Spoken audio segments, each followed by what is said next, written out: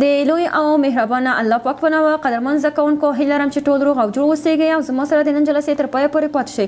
زده کوونکو زه ملالۍ امیري ما تاسو ته د لسم ټولګي بیولوژي مضمون تدریس کوم. زده کوونکو راځئ چې یوه لنډه کتنه ولرو تېر درس ته. لکه څنګه چې تاسو ته هم پته ده موږ تېره ورځ د ایکولوژي او ایکوسیستم په هکله باندې مباحث ترسره کړو چې د ایکولوژي او د ایکوسیستم په هکله باندې مو خبرې وکړې چې ایکوسیستم مختلف ډولونه لري.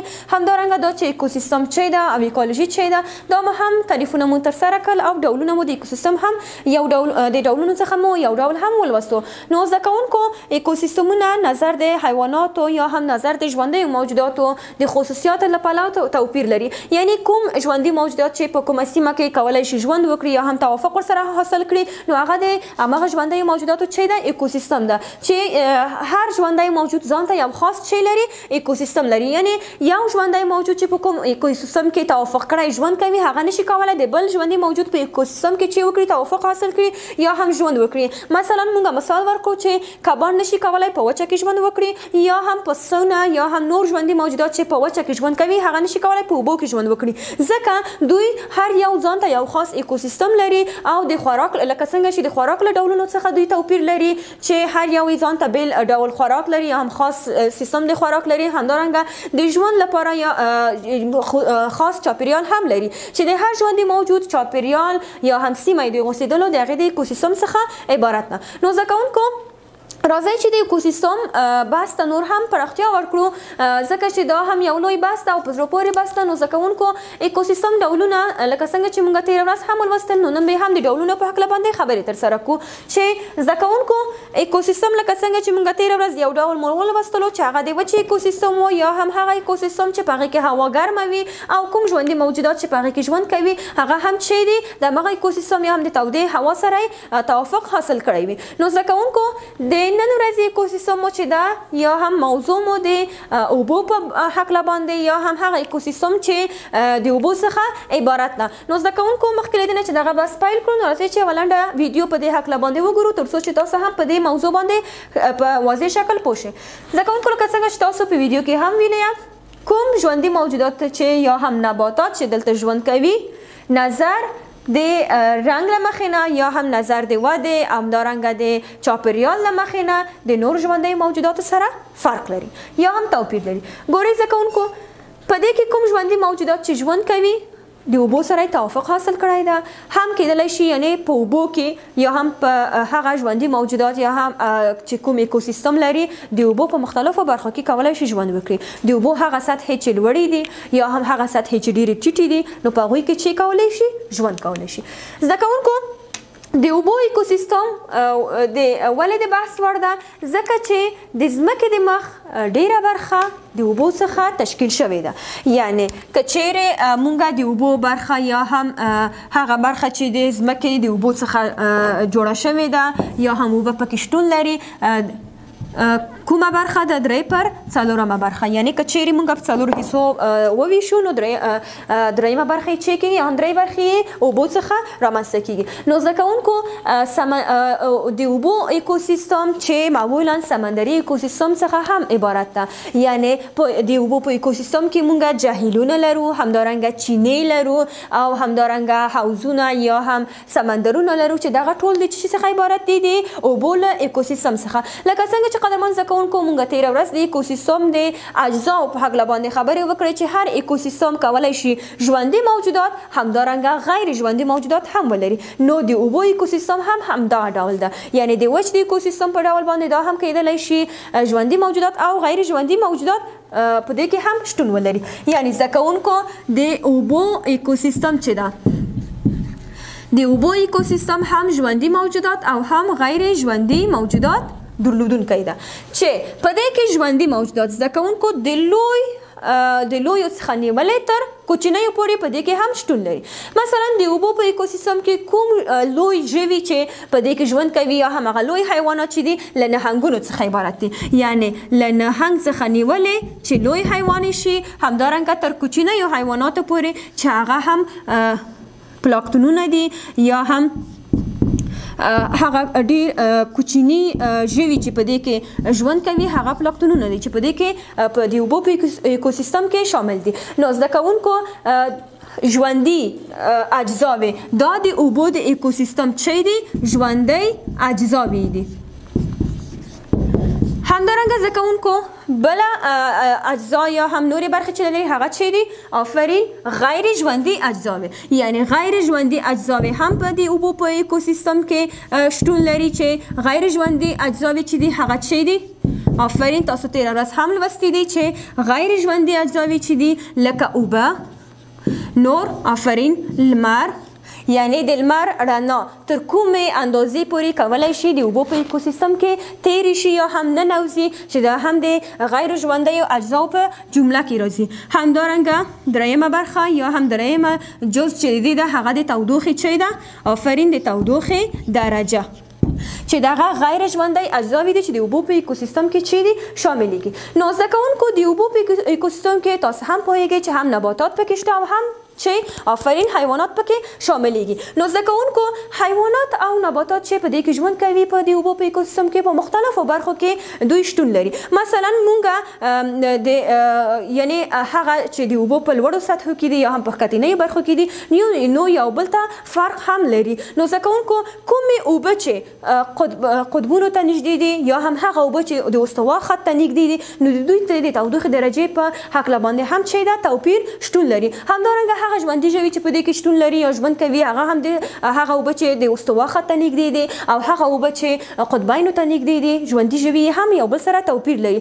ځکه زده کوونکو هغه چې استوا خط ته هغه اوبه چې نږدې دي هغه معمولا تودې دي نظر هغه اوبو ته چې قطبینو ته نږدې دي. نو زده کوونکو کوم اوبه چې قطبینو ته نږدې دي د هغوی هوا چې ده سړه ده. نو کوم کبان یا هم کوم ماهیان چې هغلته ژوند کوي له سړو هوا سره چې کړی ده توافق حاصل کړی ده. همدارنګه زده کوونکو نظر دې ته چې سمندرونه ژوروالی هم ډیر فرق لري، یعنی د ډیر ژوروالی پکې شتون لري. نو ځکه حیوانات یا هغه ژوندي ژوي چې په سمندرونو کې ژوند کوي که چیرې موږ یې په دریو برخو باندې وویشو نو یو هغه لوړې سطحې دي یا هم هغه سطحه چې د سمندرونو غاړه ده. صحیح ده. زده کوونکو هغه ژوندي ژوي چې د سمندرونو غاړو ته نږدې ژوند کوي هغه چې د نظر د هغوی هوا هم چې ده یا تودوخې درجه هم ګرمه ده. نو کوم ژوي چې هغلته ژوند کوي ګرمه هوا ده یا هم تودوخې درجه یې ډیره ده. همدارنګه دوی کولی شي له آزاد هوا څخه هم چې وکړي تنفس وکړي، یعنی دوی د برانشونو په واسطه باندې تنفس کوي اکثرا، یعنی هغه حیوانات یا ژوندي ژوي چې په اوبو کې ژوند کوي. نو کوم چې د سمندرونو غاړو ته نږدې دي هغوی کولی شي د آزاد هوا څخه هم ګټه واخلي. نو زده کوونکو کوم چې مثلا د سمندرونو منځ کې ژوند کوي یا هم منځنۍ برخه چې ده هغه چې ده هغه د لمر تودوخه هغلته ډیره چې کېږي تیریږي. نو ځکه د هغه اوبه هم ګرمې وي چې کوم دولفینونه چې یعنی ژوند کوي هغه د سمندرونو منځنیو برخو کې دي چې د هغې هوا هم ګرمه ده، یعنی د ګرمې هوا سره چې کړی ده توافق کړی، یعنی نظر ښکتنیو برخو ته د سمندرونو منځنۍ برخه ګرمه وي. نو همدارنګه زده کوونکو دریمه برخه چې کېږي هغه ژوروالی یا هم هغه برخه چې ډیره ژوره وي چې په هغوی برخو کې تاسو هم معلومات لرئ چې په هغې کې چې ژوند کوي آفرین کیدلی شي یعنې نباتات هم پکې اوسیږي، همدارنګه ځینې ژوي یا هم ژوندي موجودات هم پکې ژوند کوي. نو هغلته زده کوونکو څنګه چې ژوروالی ډیر ده نو د تودوخې درجه یا هم د لمر رڼا هم ډیره کمه هغلته تیریږي. نو ځکه دوی په تیاره کې ژوند کوي یعنې رڼا هغلته کمه ده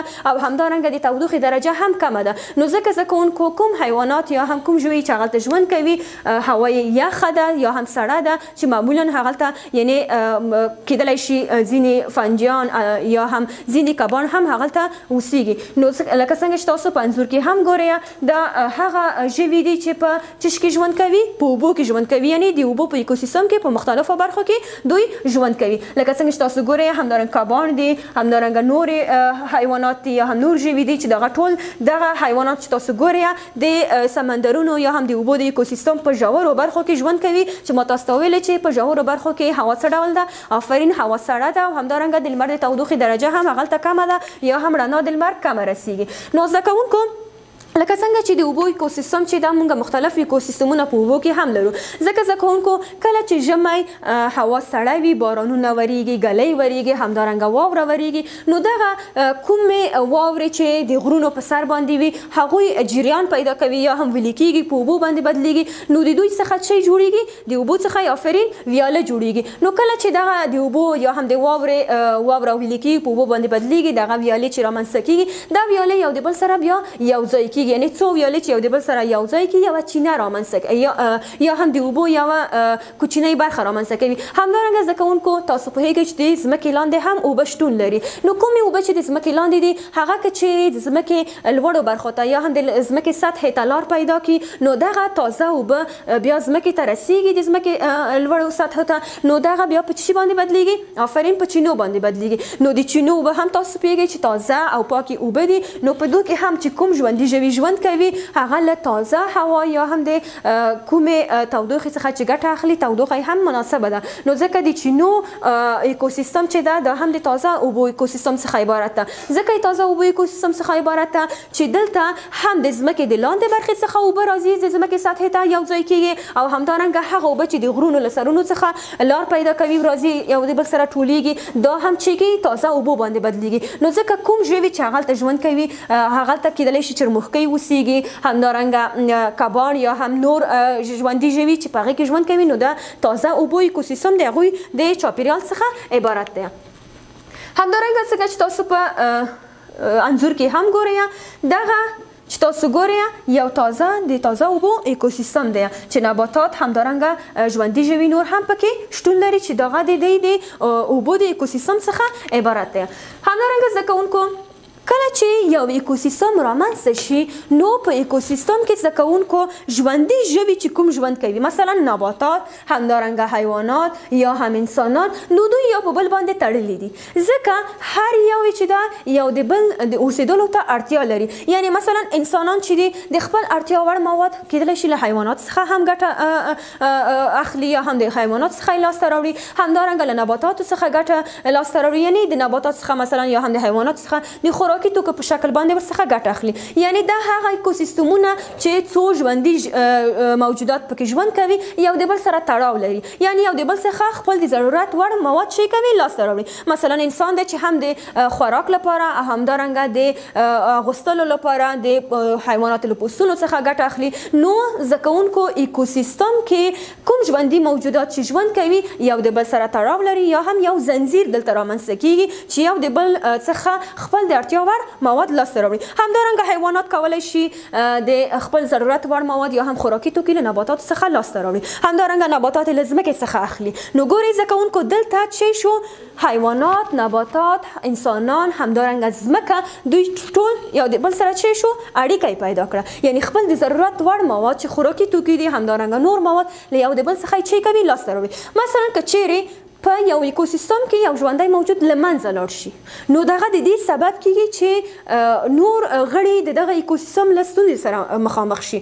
نو زده کوونکو ایکوسیستم چې دا ژوندي موجودات یو د بل سره متقابل اړیکه لري. څه ډول اړیکه؟ یعنی چې دوی خپل د اړتیا وړ مواد یو د بل څخه چې کوي لاسته راوړي. نو زده کوونکو په همدې ترتیب باندې راورسېدو د نن ورځې موضوع پای ته، چې د نن ورځې موضوع مو د ایکوسیستم د ډولونو په هکله باندې وه، چې د ډولونو څخه یو ډول هم موږ سمندري ایکوسیستم ولوستلو، چې سمندري ایکوسیستم یعنی د اوبو ایکوسیستم چې کوم ژوندي ژوي چې دلته ژوند کوي نظر د وچې ایکوسیستم ته یو د بل سره توپیر لري، ځکه دوی هم د بدن په غړو کې یا هم د ځان په غړو کې همدارنګه د خوراکي توکو له کبله یو د بل سره توپیر لري، ځکه دوی د برانشونو په وسیله باندې تنفس کوي، هوا اخلي، همدارنګه نظر نورو حیواناتو ته په یخه هوا کې یا هم په سړه هوا کې ژوند کوي. همدارنګه د ډولونو په هکله باندې، همدارنګه د متقابل عمل په هکله باندې خبرې وکړې. نو هیله لرم چې تاسو دا موضوع په واضح شکل باندې زده کړې وي او وکولی شئ ورڅخه ګټه واخلئ.